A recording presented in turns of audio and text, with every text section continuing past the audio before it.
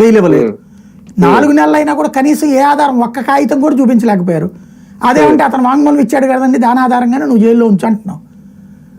అది ఎట్లా సాక్ష్యం కింద వర్తిస్తుంది అని అడిగింది. ఇప్పుడు ఫర్ ఎగ్జాంపుల్ మొన్న అతను ఎవరు కాదు, అతని పేరేంటి, సచివేడు ఎమ్మెల్యే ఆదిమూలం మీద ఒక అమ్మాయి పెట్టింది. ఆ వాంగ్మూలం ఆధారంగా అరెస్ట్ చేసేలేదు మరి.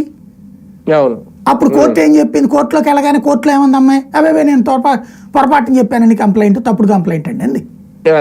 మరి ఆ వాంగ్మూలం ఆధారంగా అయితే అతను నేరస్తుడేగా. మొన్న ఆయన ఎవరు, మేరుగు నాగార్జున, సేమ్ గా జరిగింది. తర్వాత అట్లాగే కోర్టులో చెప్పారు కదా. మరి వాంగ్మూలమే ఆధారం అయితే ఎవరెవరి మీదనైనా వాంగ్మూలం ఇవ్వచ్చు.